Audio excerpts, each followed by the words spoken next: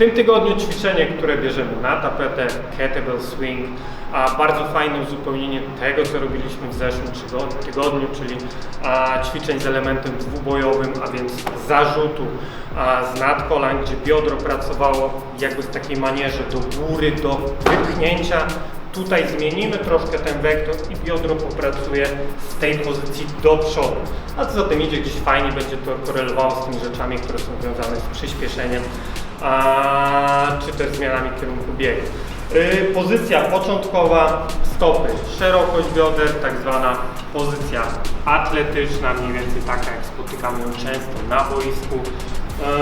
Cofamy biodro do tyłu, schodzimy sobie do hajka, czyli przy pierwszym swingu biodro będzie minimalnie niżej, cały czas oczywiście zachowujemy prostą linię przez cały kręgosłup. Dobra, i z tej pozycji zaczynamy sobie wykonywać ruch.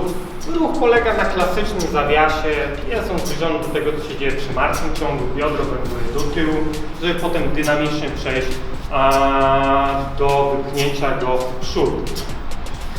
Jeszcze raz, stopa aktywnie wgryza się w ziemię, cały czas staramy się trzymać 3 punkty podporu, pierwszy, piąty palec i pięta przez cały czas przylegają do ziemi.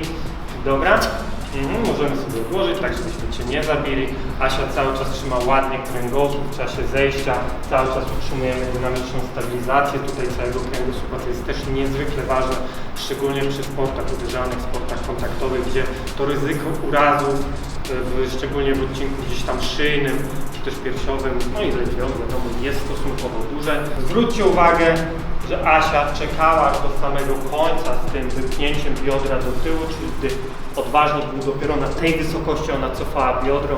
Nie chcemy tego robić w takiej manierze fitnessowej, nazwijmy to, gdzie ja z tej pozycji cofam biodro, czekam na tego kettla.